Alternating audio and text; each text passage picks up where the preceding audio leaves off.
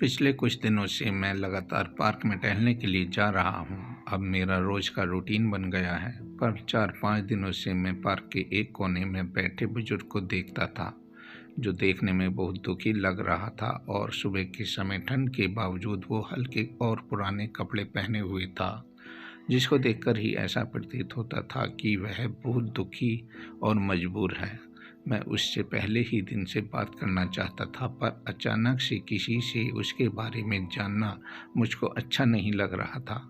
पर कल जब मैंने उसको देखा तो वह पहले से भी ज़्यादा दुखी लगा, तो मैं अपने आप को रोक नहीं पाया और उसकी परेशानी जानने के लिए उसके पास गया और पूछा, बाबा, मैं आपको पिछले कुछ समय से लगातार इस पार्क में देख रहा हूँ। आप बहुत दुखी लग रहे हो, क्या बात है? आप अगर चाहे तो अपनी परेशानियाँ मुझे बता सकते हैं। अगर मैं आपकी परेशानी दूर नहीं कर पाया तो कम से कम आपके दिल का बोझ मुझे बताकर हल्का हो जाएगा। पहले उसने कुछ भी बताने से मना किया, पर कुछ देर बात करने के बाद उसने बताया कि वह उत्तर प्रदेश के एक छोटे गांव का रहने वाला है। उसके 2 बेटे हैं, दोनों का अपना सुखी परिवार है, जो कि अलग अलग कुछ ही दूरी पर रहता है। कुछ महीने पहले वे दोनों मुझे और मेरी पत्नी को यहाँ गांव वालों के कहने पर हमें ले आए थे, क्योंकि हमारा उनके अलावा कोई ऐसा अपना या रिश्तेदार नहीं है जो हमारा बुढ़ापे का ख्याल रख सके। इसलिए गांव वालों के कुछ जिम्मेदार लोगों के कहने पर वो हमें यहाँ ले आए, पर यहाँ लाते ही उन्होंने अपना रूप दिखाना शुरू कर दिया। हमारी छोटी से छोटी गलती पर उनकी पत्नियां ऐसे डांटती थी जैसे हम उसके सास ससुर नहीं बल्कि कोई नौकर हैं। जब कभी हम ये बातें अपने बड़े बेटे को बताते तो वो उल्टा हमें ही सुना देता। फिर हमने सोचा कि बड़े बेटे और बहू को छोड़कर छोटे बेटे और बहू के साथ रहा जाए। हो सकता है वो इससे ठीक हो, पर हम गलत थे। वो तो उससे भी ज़्यादा भला बुरा कहता। जब दोनों बेटों की ओर से हम दुखी हो गए तो मेरी पत्नी की तबीयत खराब रहने लगी।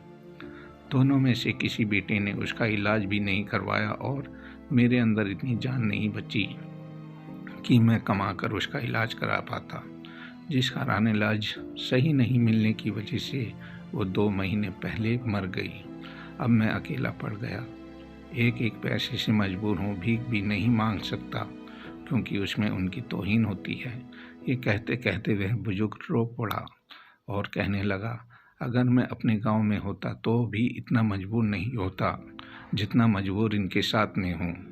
अपनी हालत अगर किसी को बता देता हूँ तो मुझको और सुनने को मिलती है।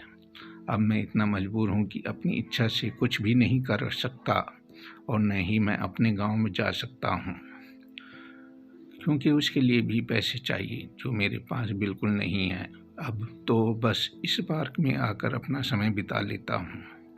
ये सब सुनकर मैं उसकी कुछ मदद करना चाहता था, पर मेरे पास भी उस समय खाली तसल्ली के बिना कुछ नहीं था। मैं अपने रूम पर आ गया, तैयार होकर ऑफिस के लिए निकल गया। पूरा दिन मुझे ऑफिस में उस बुजुर्ग का ख्याल आता रहा, जिस कारण मैं बेचैन रहा। अगली सुबह जब मैं पार्क में गया तो मैंने फिर उसी जगह उस बुजुर्ग को देखा, तो मन को मेरे बहुत खुशी हुई, क्योंकि आज मेरे पास उनको देने के लिए कुछ था। मैं जल्दी से उनके पास गया और नमस्ते करते हुए उनके हाथ में 2000 का नोट देने लगा। पहले तो उन्होंने मना किया, पर मेरी लगातार कोशिश करने पर उन्होंने वो पैसे ले लिए और ये थोड़े से पैसे पाकर वो इतना खुश हुए कि उनकी खुशी देखने लायक थी। ये सब देखकर मुझे भी बहुत खुशी मिली। दोस्तों, इससे हमें सीख मिलती है। इससे हमें 2 टाइप की सीख मिलती है। पहली यह है कि आज हम जो भी हैं अपने माँ बाप की वजह से हैं, हमें उनका ख्याल रखना चाहिए। दूसरी यह है कि हमें अगर कोई मजबूर दिखे तो उसकी मदद कर देनी